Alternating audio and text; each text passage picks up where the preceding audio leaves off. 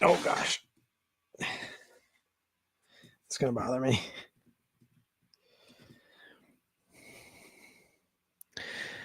All right, guys, sorry for that delay. I updated my computer recently, and all my drivers for my cameras and everything were off. So I went to log in, and nothing worked. But here we are. All right, I was a little like disheveled. Not disheveled. That's the wrong word. I was a little flustered. Flustered is the right word I'm looking for. All right, let's turn off some lights, camera, action. Killing it, guys. I hope you guys are doing awesome as well. Let me do the intro here for Spotify reasons, and then we'll get going if you have any questions. Obviously, I'm going to say that in 2 shakes for lamps, though.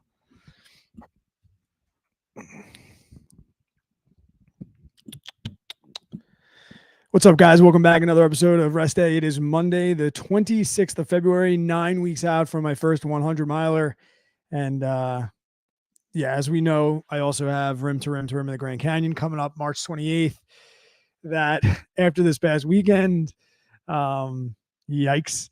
We talked last week, and the last thing I said was this week's episode was going to be all about how Saturday went, how this weekend went. I went for it. I went big.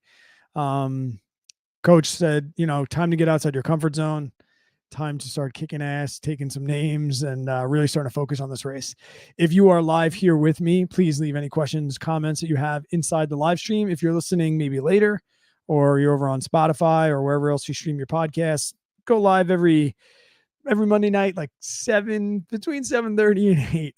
I'd hate to call it a regular time, but a little late tonight. But yeah, between 7:30 and 8, I always post on my Instagram when I'm about to go live, so you can check me out over there. 9 weeks, Jacob. Dude, another huge week for you too, man. Kick ass. Great job, Jacob. I mean, every time I'm super proud of my efforts, I go on and I'm like, Tara, look what Jacob did. He's faster. He runs further. He gets more vert.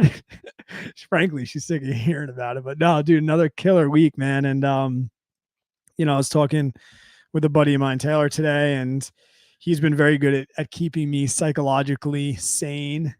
And he said a couple good things that are just so simple, but you just don't think about them in the moment. He said simple things like, hey man, all it is 6 more long runs. That's it.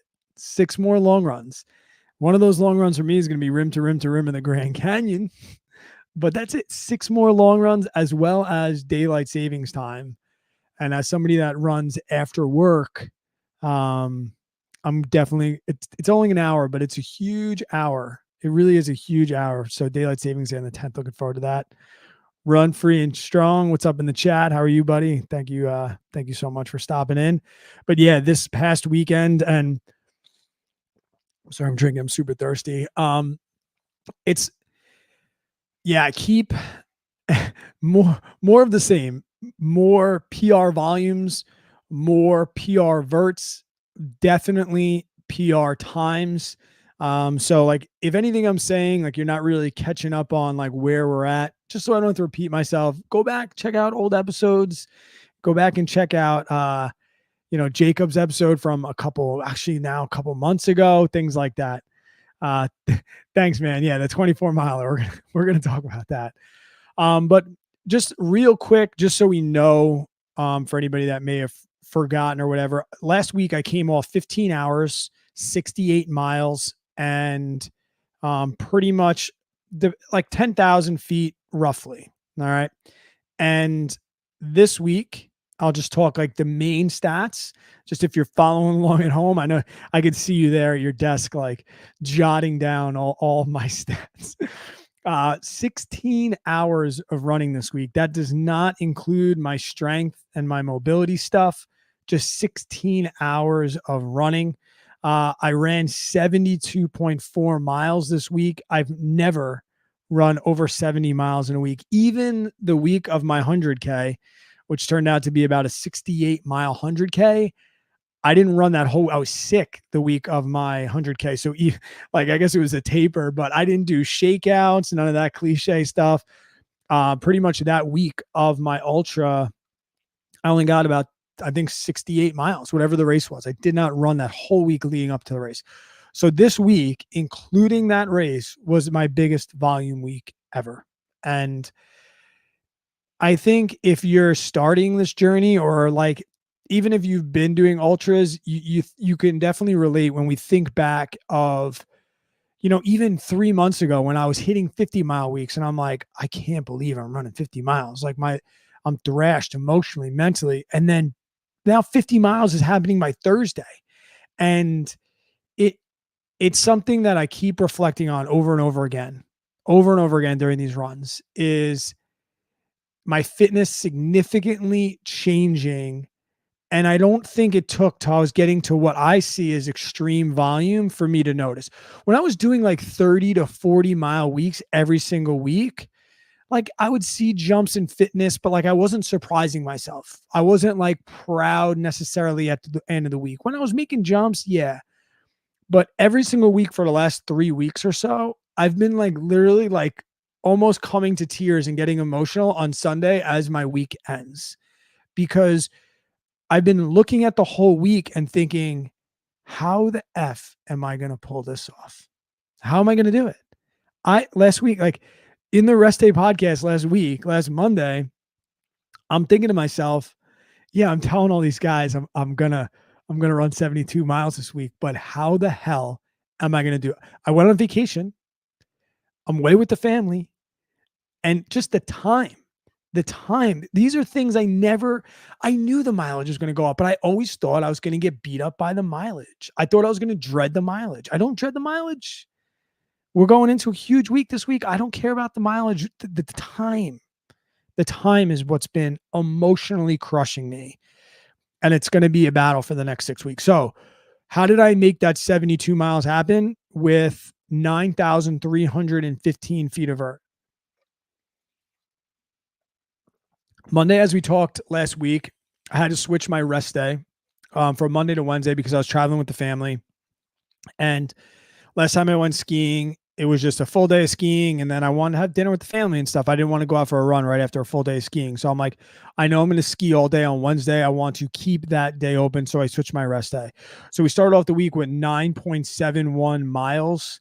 And then on Tuesday, we jumped right into 7.2 miles with some Tabata workouts. I'll flash this up on the screen so you guys can, if you're following along on YouTube, you can kind of see. I know it's small, but I don't mind showing you this in case you also too for the haters that are like, that he's not really doing that distance.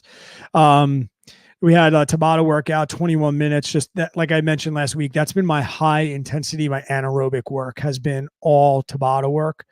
And then after that Tuesday morning run, I did that on the tread, got a couple feet, nothing crazy. And then got up to skiing Tuesday night. I skied all day Wednesday, took a rest day. And then also up in Vermont, that's where I go skiing. I got a 7-mile run in after skiing, and we got about 700 feet. All right. And we could see, guys, all low intensity, 0.65. You guys know I am a zone 2 fanboy. Zone 2 fan. Heart rate average 128. Average pace 941 for that 700 feet. That was also after a full day of skiing. So I love using fitness. That's really, really awesome. On Friday morning, I was going to drive home from Vermont and I was trying to like get out early. So I got this 200 feet in 34 minutes. I'm doing loops and I'm like, I could just see the impending New York City traffic on a Friday night ending a holiday week. I said to my wife, I can't enjoy this run because all I'm thinking about is traffic. I'll do it when I get home. So I started off with this, got in the car, drove 6 hours home, and then went out for 9 miles. A little bit higher intensity back on Long Island, so only 95 feet, 836 pace. So I did push the pace a little bit. I wanted to get this over with, but still, if we look, like 836 pace is only 127 heart rate. So if you are trying to do zone 2 and people are knocking you for it, or you're just getting frustrated, use me as a prime example. Now, granted, I'm coming up on like 18 months of it, almost 2 years of running 80% of my volume, maybe if not more, in zone 2, but I can hold 830 pace with a 127 heart rate all day. And I'll tell you where I'm really, really seeing the significance of this. And this is actually maybe an educational piece as well. I always thought the zone 2 was going to be all about like, we're just going to keep a low heart rate and we're going to keep it aerobic for low intensity. What I'm finding is with the zone 2 stuff, even when I spike my heart rate, it comes back down dramatically. It comes back down so fast. And I never knew that that was going to be a piece of building that aerobic zone 2 fitness.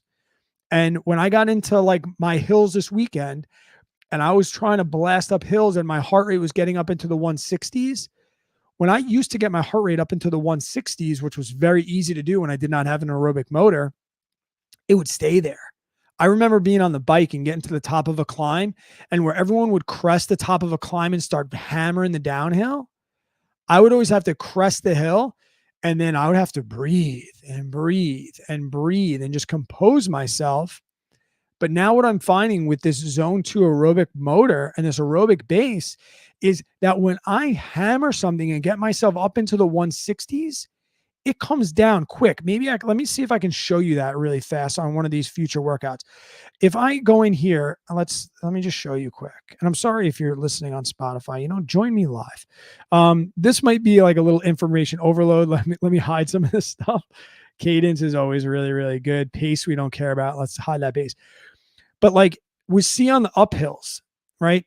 Even these uphills, when I'm spiking my heart rate up to 155, it comes back down into the 130s so fast. Like right here, sprinting up the hill, I got up it into the 160s, 164 at 2 hours, 43 and 36 seconds. I'm less than a minute later, I'm back down into the 125s. These are things that I never thought. I'm climbing here. I get it up to 140 from 86 to 140. But then boom, right back to 121. And they don't look like huge spikes because I really never go that high, right? It's very, very hard for me unless I'm going uphill to get my heart rate that high. But I spiked it up to 164 climbing. And then less than a minute later, I'm back down to 135. Those guys, think about that in the back of your mind if you're considering, a journey into zone 2 fitness, because that's frankly something that I did not think was going to happen with the zone 2 fitness. I really, really, really, really didn't. And Dave said, I really need to learn about zones and get a watch. Yeah. I mean, I want to say, and I was arguing with I was talking with my buddy JJ about, he wants to upgrade his watch, and I'm like, go for it. Go for it. That is a need if you are going to run ultras. I know that like all you need to run is a pair of running shoes, right? That's all you need, quote unquote. But there's a difference between like running just to maintain fitness and exercise and training, in my opinion. So I see my watch, my Garmin, as a need for this sport. Just like I need poles to ski, or I need boots to ski. Like if my boots were broken, I wouldn't ski on shitty boots because I thought that upgrading my boots was going to be a want. Like if you are going to ski, you need to know that you are going to probably need nice boots. If you are going to run and train for marathon or up, you're going to need a GPS watch, in my opinion, especially too for the GPS function. A lot of these races, they require them. You need to have GPS on your watch. So I'm not going to tell you like, yeah, you need a watch, but the zones is easy. I mean, you can start very basic. Like I started with 180 minus my age, the Maffetone method. That's where I started. And that got me in the ballpark. And then what I realized is that over time, yeah, my watch and my data and these websites and stuff would tell me my zone 2 is pretty much right there still, 180 minus my age. I am 42 years old. I never, ever really go above 140. I don't. And it's, I guess, like fitness problems on the flats. It is very, very hard for me to get into zone 3, zone 4. I need to be on some sort of incline. If I do intervals, I have to do them on an incline to get my heart rate up. With the increase in elevation, this is a great question, Todd. I'm going to bring it up onto the screen here for everyone to see that's not looking at the chat. If you are looking at your phone, you can, right there's the chat. With the increase in elevation, how are the legs feeling? Hamstrings, quads, calves? Are you sore for a few days? Definitely going to talk about that. Let me just recap the minor parts of this week. Actually, no, we just did. So Friday, yeah, Friday I had to get home. All right. And then Saturday. And this is going to come into that question that you just asked, because I learned so much about myself on this run that I just had up. Um, this run, if I drive up to the North Shore of Long Island, that's where I can get this type of vert. So this got me 5,866 feet. Pretty much my intensity under 70%, average heart rate 133, pace 1412. And I want to talk about that for 24 miles. That was a very, very hard day in itself. But then I went back to the same place. I got 2,000 more feet, 11.8 more miles, average heart rate 130, but I picked up the pace a little bit. So my heart rate dropped 3 beats per minute, but I took a minute and 20 off the pace for about a fraction of the time. Going back to this and talking about how the legs are feeling and how the body is recovering, this, I don't know where you're from, but this, guys, is a huge, huge, huge fitness effort for me. All right. You guys have seen the reels where I say I cap my long runs at 3.5 hours. Okay. I was out there for 5 hours and 43 minutes, and it takes me about 40 minutes to drive there. So this was a long day away from the family, which I've mentioned has been a huge emotional toll on me. It's tough. And this was one of those, I left the house at like 10 o'clock because my wife is training for a 50K. So if you have a spouse, don't sign up for an ultra on the same day, especially if you both like to follow a very, very strict training plan, because she's a morning person. So she was up and out early. She got back, and then I headed out. I got there at like 10:15, 11 o'clock, and I was out there till pretty much the sun went down. And fitness wise, it was good, but it really, this was 4 10K loops. So 4 6-mile loops.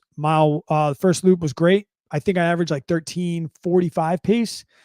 Then my second loop was 13:30 pace. I picked it up a little, that first loop when you're shaking some things out, you probably pee some more in the woods and things like that. Third loop, just like you're running a mile, is the one that emotionally gets you. And I was actually super pumped on how I responded to that third loop. It felt really, really, really, really good. But the pace definitely slowed. And that's the first pace. That was the first loop that got into the 14s. And the last loop, I kind of just tried to bring it home. And the last lap was adaptations. The last lap was suffering. This was the first time I've been out to 5 hours and 43 minutes. That's the longest I've been out since my ultra in September. And I never trained more than that. And I talked to coach about it. And he's like, Brad, I love the whole cap in your long runs, but fact of the matter is you got to go out there for 24 hours plus. You got to be on your feet for that long. And you got to learn how to do nutrition for that long. And you have to learn how to go through the highs and lows. Like when you go on like a 3.5 hour training run, you're probably going to go through a high point and a low point. And you might go through a little bit of stomach distress, but it'll pass. Once you pass that 4-hour mark, all those things are happening multiple times, and the frequency at which they happen start to get closer and closer. There are more highs.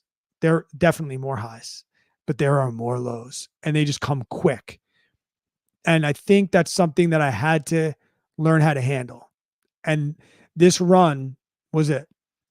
I learned how to eat. I started using a timer on my watch. I always thought that was so stupid. Like, do I need a reminder, an alert, like to eat? But as the race goes on and everything just starts to blur, and as time goes on and you're 4 hours, like my watch was beeping and I was like, was that 3.5 hours? Was that 4 hours? What, like you just lose. Or like my watch would beep and I'd be like, I just ate. And I'm like, holy shit, that was a whole hour, that half hour just evaporated, because I eat on the half hour. And because I like to have small bites or like higher frequency. Some people can just eat once an hour and shove their face with 300 calories. I have to do like 150 to 180 every half hour. No stomach distress. It's great. This just works for me. It's what I've trained during these long runs. But yeah, things just started happening quicker, and you start to question things. But physically, I was okay. Now to Todd's question, that was a long-winded way of getting Todd's question. When I got home, I was definitely wobbly. It definitely was like, it did not feel like a longer effort or a normal long run. Like I did that marathon 5 hours with JJ 2 weeks ago. I was fresh as a daisy. This beat me up, and not to the point where I thought to myself, I didn't say to my wife when I got home, like, oh man, how am I going to go out for 12 more tomorrow? I said things like, we have to have a really, really good recovery session tonight. We need to roll, ice bath, sauna, lots of water, lots of food, and I got to get to bed early. And I knew that it was going to be okay, but like quad, I never run downhill. So all my training, uphill training, I never get descent. This workout right here, I had the same amount of descent as elevation loss, 5,700 feet. So that definitely made the quads a little sore, but definitely I would not even be dramatic and use the word blown out. They were just, I used them for 6 hours. Um, the toes, front of the toes a little bit from the downhills and like the ankles from the downhills, once again, sore, not blown out. Hamstrings, didn't really feel it in the hamstrings, but my glutes definitely. And I think that's a testament of like learning how to use the glutes a little bit better. Calves, fine. No big deal. The thing that was just, I was just heavy. My legs were heavy. And I really think that was coach putting me in a really, really good position to like have this be a good jump. So that's really what happened with the night of. When I woke up in the morning, I was not sore. Once again, I was like heavy legs. I just had heavy legs. I did not feel strains.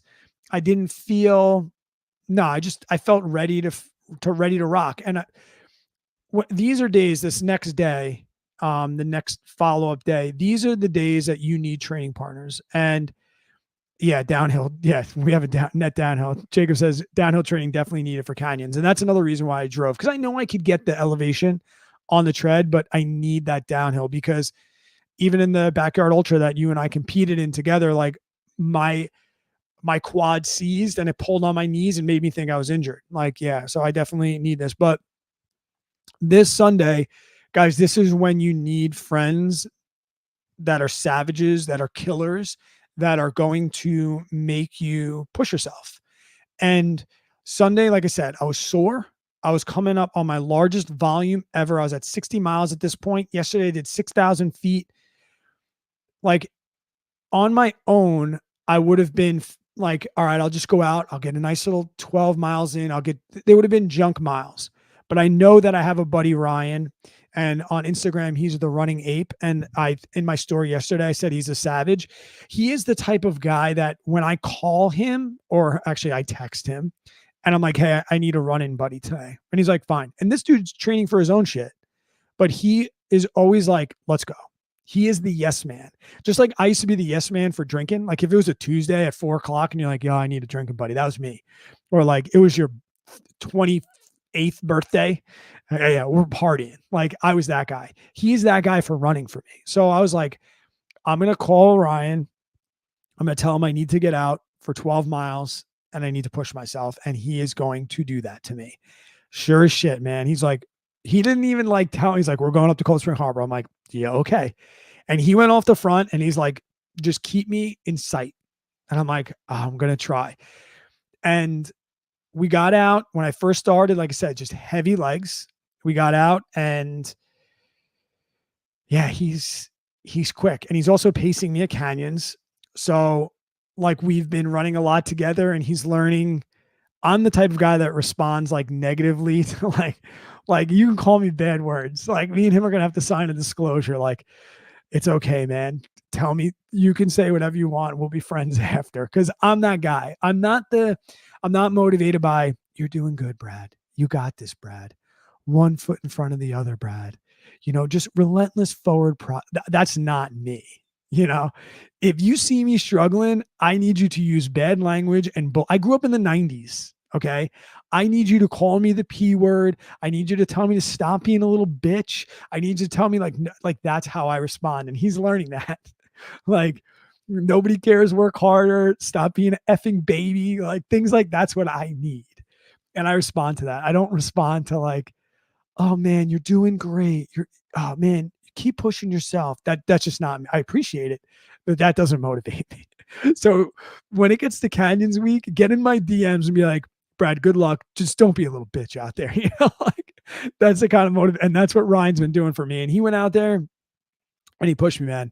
We had a great run.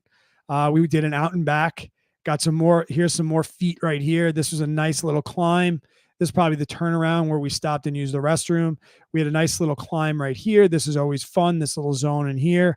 I think I'm the local legend of that right now, but yeah, I couldn't be happier with this. And then I think when we got back, he was like, yeah, I'm going to go out for a half hour more. I'm like, son of a bitch. But yeah, 72 miles. It just, what a really, really, really awesome week. What do we got going on in the chat over here? Ran 45 miles. I'm going to put you up in here. Let's just so we can see. Ran 45 miles, 11K vert over 3 days. Everything felt fine. My biggest concern, lower back. I'm surprised. I'm not surprised that you say that, but it's funny how different people have different chronic things. My wife is a lower back person. She'll just be like, oh man, Brad, my lower back is just on fire today. And that's something that like I never experience. Like I get weird things. Like I run with my shoulders high. So like sometimes my neck will cramp. My wife will be like, what do you mean your neck is cramping? Or like I'm a guy that really doesn't necessarily deal with calf issues. I'm a quad guy. So I can't even like give advice. I've heard that like lower back is core work, but then again, like I don't consider myself to have a very, very strong core, but my coach has been focusing on that. Like I went from not even being able to plank for 30 seconds to like I can hold like a 3.5 minute plank now. So I guess like core's definitely increasing. Or like I used to some other fun stats that I just did wall sits. I wasn't able to wall sit for more than 30 seconds. But now I can wall sit for 6-7 minutes straight now in my training. Let me show you like one of them where I'll show you, he does, was this the day? Yeah. So he does this workout with me a lot where you can see the top 5 minutes of wall sit, break up as desired. When I first started doing this workout here, it would take me a bunch of sets. Like I was doing 30-second sets of wall sits, and now it's been like 6 weeks. I just sit for the full 5 minutes now. So don't pass up strength work. But yeah, the lower back stuff, I don't know, maybe try crawl, maybe try some core stuff, but that sucks. Yeah. I think another with lower back stuff, and you mentioned the vert, 11,000 feet obviously is a lot. Like I said, I'm not giving unsolicited advice. I'm just giving you some things to think about. I don't know if you run with poles. Some people are like, I'm anti-poles. Brad is not anti. I run with poles when it's flat. I don't give a shit. They're cheat code in my opinion, and I will cheat if they're allowed. You let me use poles, I'm going to use them. But I did notice even like with not even like the ability to propel with the poles, but poles keep me upright. I've really been focusing. When I used to go uphill, you know, we grind like this, right? And that collapses everything. And if we have a pack on and we have our water bottles up here, that's going to definitely stress out that lower back, right? Because you're in a little arch position. You keep fighting to bring all that weight from your pack up. That was bothering my wife when she switched to poles and it kept her hands out in front of her. That kept her more upright. And I think now, like, and I was talking with Ryan about this we were talking different strategies for getting uphill. I don't want to say like I point my chest uphill because I would like be arching my back and that's a little bit weird, but I definitely try and point my chest a little bit more upright, you know, and I think that has also helped me on the vert stuff and definitely helped my wife. Like I said, I don't really have huge lower back issues. On the bicycle I did, but on the bicycle, same thing. Like I was crunched, and wasn't one until I learned how to sit up, breathe, and open up and engage my core that it helps. So maybe just try that. Brian, yeah, neck, shoulder. Yeah, that's from like running like this. You know, so many times I now it's like a constant cue in my brain, drop those shoulders or drop those elbows. And that will definitely help. Yeah. If I get sore body parts, they get worked out. Yep. Ultra Corey's here. Yo, what's up, buddy? Ultra Corey, guys. I don't know if you follow him on Instagram, but just did a huge effort. What'd you get? 84 miles in a 24-hour race. Battled some weather, battled some body things as we always do. But dude, I think once you get 4th place, savage. So good for you. Welcome, buddy. Glad you're here. Yeah, poles are definitely there. When I heard Goggins finally come out and say, if they allow poles, I'm going to use them. I'm like, all right. I'm a pole guy, and they really are. There's so many benefits. I actually prefer them more on the downhill, and maybe that's why my quads haven't been blowing up that much. But I like them more for the downhill. I'm very comfortable with them in my hands as a skier. I like them. They give me something to poke around. They kind of distract me. They keep me upright. They keep my hands out in front for balance. I'm slipping and sliding. It's just nice. Like if you've ever been like running down hills in a trail and you just want to reach out and like grab a tree just to slow you down a little bit, that's a pull on every step. It's really, really fantastic. Awesome. Thanks for the questions, guys. Let's continue on. What the next, I'll give you a detailed next week, and then I'll tell you where we're going to go. The title of this episode was, peaking into mass volume vert miles and 6 more long runs. That's it. 6 more long runs. And the talk of like, how high do we think we're really, really going to go? Let's just show this week really quick. I'll pop it up. Let's get rid of this quick. If you do have any other guys questions or things I say, please ask.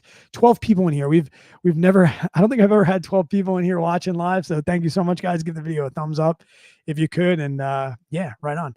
So 76, I'm almost at 1,000 subs. Thank you. Yeah, that's awesome. Finally, YouTube will start give me some of the money that they're making off of me. It's going to be a slippery slope, guys. It's going to be bad. When I hit 1,000 subs and YouTube starts like sprinkling some money my way, that's all going to go to races. I'm going to be like, right now I'm saying to my wife, I know it's tough. I can't justify that. But like, if I'm making like $50 a month from YouTube, I'm going to be like 50. That's a race a month that I can race for free. And then I can make more content, which is going to like snowball everything. So yeah, dude, if you're not, I guarantee you this, if I'm making like $1,000 a month from YouTube, from this channel, you're going to see me in every freaking race. You're going to just be like, Brad, I'm racing this weekend. I'm going to be like, I'm coming. I'm bringing the family. That's how it's going to go. That's, man, life goals, right? For an old dude with a W-2, late bloomer runner. What's up? How are you, man? Yeah. So more of the same. If you're new to Training Peaks, number one, it's free. You should definitely get it, especially if you're thinking long-term. It's a little bit of data overload, but it's insane. If you have me coaching you one day, this is what we're going to use. It's what my coach uses, what my coach posts for me. But top right is kind of like a summary of what they want for the week. This is what your fitness will be after completing all that work. So right now, my fitness is at 73.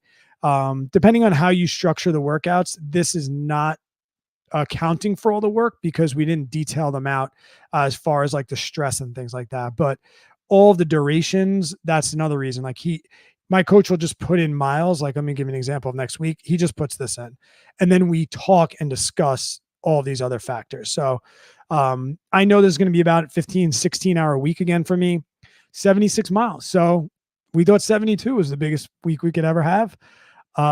Until then. And then next week, 2 weeks from now, we'll go up to 80. And then we'll just go run through the Grand Canyon. But let's not get ahead of ourselves. We got this week, the week of the 26th. Strength, 21 minutes, other custom stuff and duration. But 76 miles, guys. I will just bring this up because life does, get in the way. This is the 28th is the 15-year anniversary of losing my mom. So I'm getting 15 years. I'm still getting emotional thinking about it. So like, this is going to be a hard day. It's a hard day. It's a day I spent with my brothers. I don't have my dad anymore. So like, it also brings that back, but these are the challenges that you face in life on top of these 16 hours, this is my younger brother's birthday. The 3rd, he had a birthday. Like, I think my mom's funeral was the day of his birthday, and he's a champion. We've got that leap year in there that's going to separate, but this is like a hard emotional week for me. Coming off vacation, and back to work and things like that. And just, guys, life gets in the way, So if you have a mom this week and you're listening, definitely, call your mom, at least on the 28th for Brad, and, because, man, 15 years, it goes by. I was thinking the other day, like I was 27 years old when my mom passed, and I was 21 when my brother Dominic passed. And I think how fast I went from 21 when Dominic passed up to 27 when mom passed, and then 30, man, what was I, 36 when my dad passed away. But these are things I look forward to, and these are also a battle of my sobriety. These were days I didn't drink on sad days. Like, I celebrated this day. Like, I celebrated life. Like, I still kept an open mindset, but like, this February 28th wasn't like, we're going to get effed up, bombed, lit, and buy an expensive bottle of whiskey because we were sad that we lost mom. Obviously we are, but it was, let's go buy the most expensive bottle of whiskey we can find because we're going to celebrate mom's life and we're going to get banged up. My mom was a drinker too. I grew up in an alcoholic household. So, yeah, like they tested my sobriety, not in a sad, depressed kind of way. They tested my sobriety. And, that's how for years last year I was sober for that day. And it was the first time I'd ever been sober since my mom passed away. And, now we're going to go on a 9-mile run and we're going to have a really, really, really awesome day. And I'm looking forward to that, but it's still life. And also too, you see moderate rain on Tuesday, moderate rain on Wednesday, rain on Friday, rain on Saturday, shit happens, guys. We're going to battle, and one thing I was talking about or thinking to myself a lot about in this long run last week. And I think it was Chad Wright who really drove this home. And I'm sure many people have said it, but guys, no negative self-talk. I was a negative self-talk guy. We have to really, really focus on avoiding negative self-talk. There is no talk of, oh, this sucks. Oh, when is this going to end? Oh, I'm so tired. That was this guy. No more. It was, oh, it's so cold. Oh, it's going to rain again. Oh, the trails are muddy. Nope. You sign a contract with yourself. Rain, shine, hot, cold, sweaty. Doesn't matter. Get out there and do your work. And that's, please, if you were a negative self-talk guy like I was, try and really, really avoid that negative self-talk because it made that 24-mile run better. And it gave me the motivation going into this week that I have this will probably be another 4.5, 5-hour effort, 20 miles, hills, and then back to back, 20 miles, 15 miles, right? We're getting our faces kicked in again this weekend and we're going to embrace it and we're going to knock the crap out of it. And then next week on Rest Day Podcast, we're going to say 5 more long runs to go. That's it. 5 more long runs to go. Rim to rim in the Grand Canyon is one of them, but that's okay. And we're going to talk like, oh man, that was rain. But look at the right side. It's in the 50s. It's in the 50s. Holy shit. We're going to be running in the 50s. Let's go. And then next week, March 10th is daylight savings. We have so many things to look forward to. But I used to be like, 20 miles this weekend. Now I'm like, yeah, let's see. And we're also getting to the point now, you can see both these weeks on your screen. Wednesday is the last time I got to run that's less than 10 miles. Everything from here on out is going to be double digits till we start looking at the taper. And that's exciting. Dude, I remember when 11 miles was a fucking long run. And here we go. So Tuesday, we're taking my rest day today. Another thing I want to bring up from Todd's question before, like how tired I am. After that 12 miles, I did not feel more tired. I recovered better, definitely working on that muscular endurance. It just maintained my sore from Saturday. It didn't increase it, which is also great news. I woke up today just thankful that I had a rest day. Wasn't begging for it. Didn't need it. Could have ran today, nice and slow. But man, just the one mental reset every single week on Mondays is just good. Tuesdays, tomorrow, 11 miles in the hills. Let's do this. I'm probably going to be on the treadmill so I can get that done.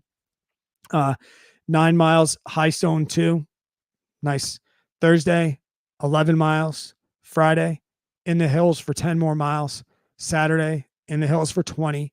Sunday, in the hills for 15. So that Friday, Saturday, Sunday, 35, 45 miles right there. I will, mark my words, I will break 10,000 feet this week. And I might even do 11. All right. The longer, the better. What am I getting at? Longer what? What did I miss? What did I say? But yeah, no, I will. That's the mantra of this week. I know that I got 76 miles in the bag. 10,000 I'm going to have to work for.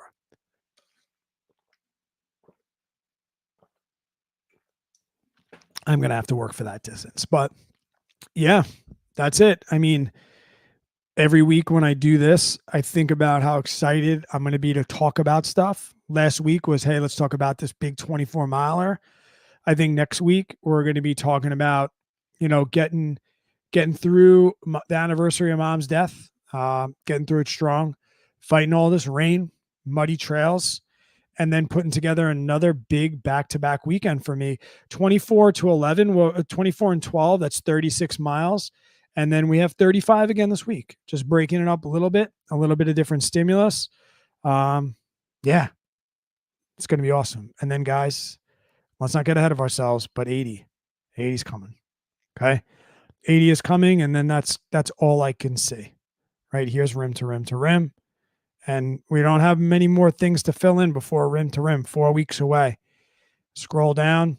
Boom. There's canyons looming. And I love that my coach doesn't show me. People say, what are you going to peak at? Guys, I don't know. You see my screen. I do not know what I'm going to peak at, but I do know that this week I got 76 miles of domination with over 10,000 feet. And then next week we're going to laugh at that 76 miles and we're going to hit 80 miles. And then we'll see what he says. He tells me what he wants for elevation at the beginning of the week, kind of see where I'm at, because as of 3 weeks ago, I was averaging 1,500 feet a week. So I went 1,500 to, what do we do? 1,500 to 8, I think. Let's see. We went 7. Oh, man. We went 1,100, 1,125. Let me bring it up again. We went 1,125. Then we went 771. Those were pretty average weeks for me. And then he was like, stop being a bitch. So then I got 5,000. And he was like, okay, a little better. He's like, I want more. Got to 10,000. That one beat me up a little bit. 68 miles there. I feel like something is wrong with this. One of these things doesn't belong here. That just doesn't seem right because I wouldn't have done more miles. So I must have screwed something up and moved something around. But this wasn't a 10,000 week. There's a workout in here that I doubled up that I had on like my watch and something like that. I don't know. Oh, it's this one right here. Let's get rid of this. This is not right. Delete. There we go. 60 miles, 9,000. Okay. So we went from 5,200 up to 9,000. And I was like, I'm going to break 10,000. And then I got 93. And I was like, oh man, should I just go out for 700 more feet? And my wife's like, dude, that's still 700 more feet. Like, no. So I will take that jump from, if we look like 20, 25, what I did, 21, 1,100, 771, up to 5, and then 2 9s, and we're going to get to 10. All right, guys, that is the week. If you have any last minute questions, or you want to come to Long Island and train with me this weekend, we are, here's the schedule tentatively. Friday, I have work. So that's going to be a night run. I'm going to hit the trails, and it looks like I'm going to be running in the light rain after the kids go to bed. And then this 20 miler, I can't be out all day again. So this is a 5 a.m. run. If you're local, guys, I'll be in Cold Spring Harbor Park. You can look up Cold Spring Harbor State Park. It's a very small parking lot. You can't miss me. I'll be in all red, and I'll be starting about 5:30 in the morning, 5:30 the latest. This would be probably like a 5-hour effort. And then I will be back in Cold Spring Harbor State Park the following day at 11 o'clock in the morning, because my wife is going to do her early morning run. I'm doing early on Saturday. She's doing early on Sunday. So I'll be there. Yeah. So if you're in the neighborhood or you want to take a trip to Long Island, DM me. Like I said, I would love to run. This would be about 14-minute per mile pace. This 15 will probably be about 13-minute mile pace. 5:30 a.m. or 11 a.m. Cold Spring Harbor State Park. Yeah. Todd, great question. Thanks so much, man. Have you been eating more recently? With all the big mile weeks, has it increased your appetite? I've been, for a while now, just eating everything in sight. I don't necessarily feel more hungry, but I've never eaten the way Todd, you've been around for a little bit, I'm an intermittent faster, and I used to have a small window. Like, I had to kind of put that out of the way. And I had to just adjust my diet. I don't want to trigger anybody. I don't care, but I will say it. I'm a plant-based eater. And been plant-based for like 5 years. I've had to make adjustments in that to get more calories, to get good calories, against like all other, like the morality, like I don't care. I need to take care of myself. Right. And, I always found plant-based eating to be a matter of necessity. Like, didn't need to have animal products, but like I need them. So I would not say that my appetite is increased, and I wouldn't say I'm eating more, but I did go into eggs. I definitely went more in, and definitely no dairy still. That just really upsets my stomach, but definitely like more eggs. A little bit. I did do regular whey protein. Still upsets my stomach a little bit with the dairy. More honey. I've been crushing honey as an artificial sweetener. So those things, yes. But I eat everything in sight. I don't really intermittent fast anymore. I need to eat early in the morning. I still run in the morning fasted just because my stomach isn't ready to eat. But where I used to run 6 miles or so and then still go till like noon, 1 o'clock before I broke my fasting window, I'm eating right away. So I think if anything, Todd, my um, eating window increased. I increased some animal proteins just to get better calories, better, like just more calories. Like there's only so much plants I could eat, to be honest. And I know some people could do it. Fucking Andy Glaze is plant based. I just can't. I can't do what he can do. Um, but yeah, no, I eat everything in sight. I am still losing weight, not like I used to. I think I haven't been on the scale in a bit, but I'm probably in the low 170s, maybe like 168 to 172. I raced grindstone really light though, 162. I was too light. So the strength, I've put weight back on. I have a feeling after this race, I'm probably going to gain about 10 pounds back. It's just a lot of miles, but yeah, my appetite hasn't increased, but I do eat anything and everything I get my hands on. I've never I've never felt like I'm always eating. I feel now like I'm always eating. And I always like I don't just drink plain water. There's always calories in my drinks. I'm just constantly just trying to bring stuff in. Just mostly so I don't wither away. I added creatine in just to try it. I've never been a creatine guy, but that's been helping me hold water weight and just hold on to a little bit more weight in general. Just makes me feel good. Maybe it's placebo. I don't really give a shit if it is. Just like the ice bath. If it's placebo and it doesn't do anything, it makes me feel really good. So I'm really good. So I don't care if it's placebo. The placebo is helping me. But yeah. And then yeah, creatine's great. I'm like I said, when I get off creatine, I feel more sucked out. Definitely feel leaner, but I don't feel as like I like carrying the little bit of weight that I feel like when I'm on creatine, it gives me, as opposed to when I'm off of it. I just feel a lot different. So I don't know if after the ultra, if I'll stay on creatine. I think it's like a necessity thing. But right now, like with the amount of calories that I'm burning every single day and like 16 hours of running, you know, at 100 calories an hour, you can, start to do the math on that. So yeah, I'm into that. I'm also getting new shoes this week. So we're going to try new shoes out. I'll let you wait till Instagram. You can see what shoes I got. And yeah, do you guys have any other questions before we get the hell out of here? I got to get to bed. I got a early run in the morning.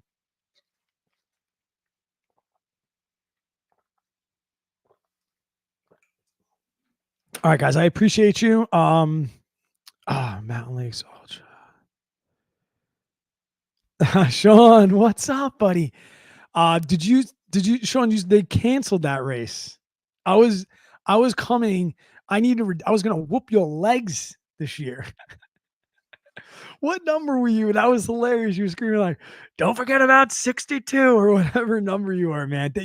Sean, you got me through. That was the longest I'd ever run. Mountain Lakes Backyard Ultra last June. And dude, you probably got me another 12, 13 miles. I think I ran 50K, and that was the furthest I had ever run.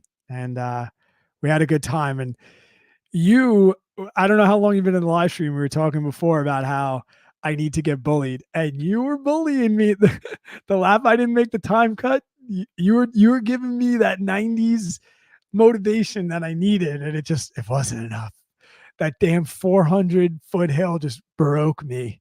But what's up, brother? Yeah, I wanted revenge. I wanted revenge, and I guess they had problems with the permit, so they are not redoing that race. But hit me up, man. We got to get together and race again. I see you're swimming. What are you going to be, a triathlete or something like that? Fucking triathlons. All right, guys, I gotta get the hell out of here before I start talking shit about Iron Man. Have a good one, guys. Take it easy. I respect you. I like I said, this makes the journey so much more fun. And I hope I'm giving you at least some insight. If you're a beginner, we're learning together. If not, DM me on Instagram. Keep in touch. I'm alone on an island here with very few ultra runners, definitely very few sober ones. So if you jive with that sort of shit, then find me over on Instagram. And please, if you're listening, as Kari said before, almost at 1,000 subs. So if you can give the video a thumbs up, give me a sub, that'd be dope too. All right. I'll catch you next week on an episode of the Rest Day Podcast.